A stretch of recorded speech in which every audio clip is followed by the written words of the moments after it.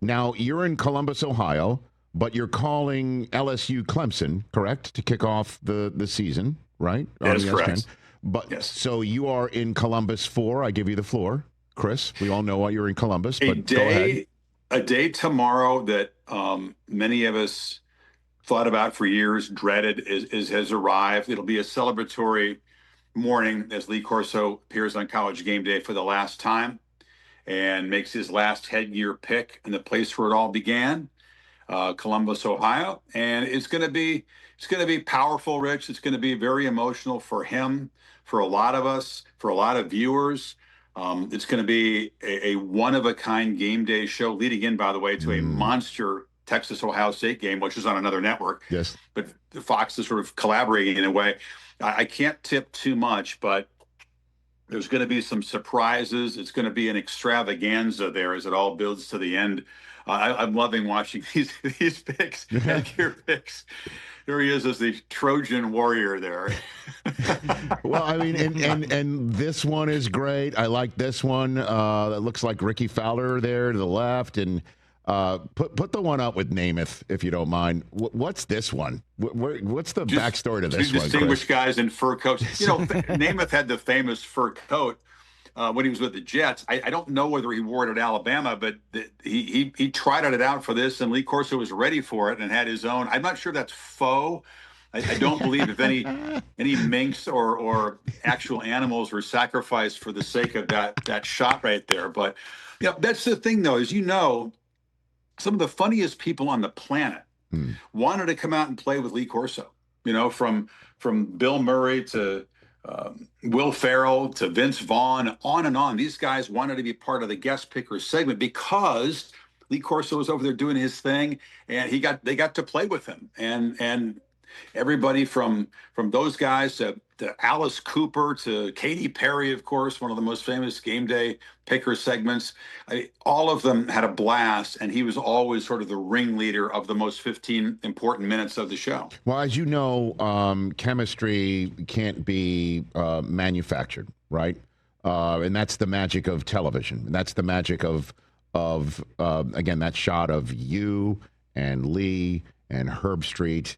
And that was how College GameDay sort of was known for a while, was through the three of you, and we all know how it expanded, what it's become. But walk me through the chemistry and when you realized something was up when Lee was around, Chris. The very first time he and I were together on a set, I was an emergency fill-in as game day host in '89 when the host, his wife was having a baby, and he raced away, and they called me late. And I had never done anything like that. I would like to say that I was calm, but I was pretty nervous. And here he was coaching a true freshman, doing something he hadn't done before, and filling me with confidence and belief when others around me were looking skeptical. When Beano Cook was telling me, he's a famous figure that worked with Lee and us back in those days, but it's like, Fowler,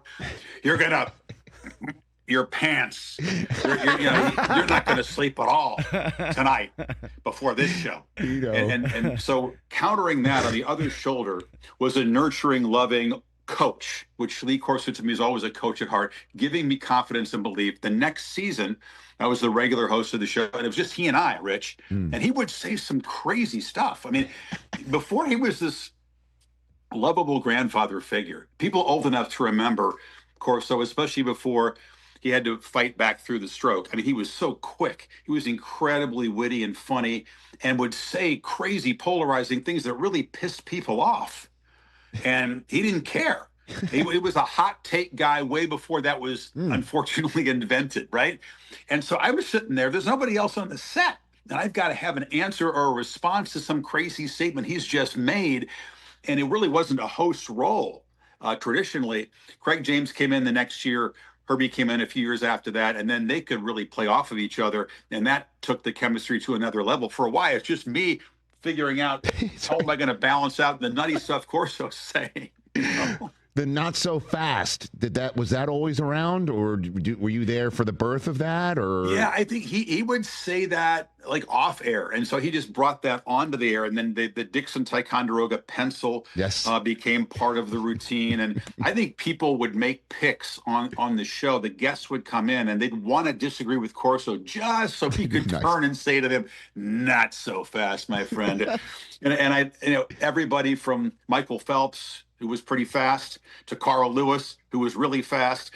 I mean, he would say it to anybody, and he would try to do just enough research about their careers, if they'd made movies or songs. He would try to know just enough about it to work a few of those things in, and which always amused them. And were you on the set when he called the kid a midget? Not so fast, midget? Were you on the set for that one, Chris? That's one of those things. You know, when you go, he was a kid. How old was the kid? How old was that kid when he said that to him? Was it like 10? Something like 10, 12. I mean, it was at the Rose Bowl. I mean, it was like you go over it and you think, all right, listen, don't say this, don't say that, and then of course it comes out. You comes out. I mean, he was never one for being politically correct, and that's one of the beautiful things about him.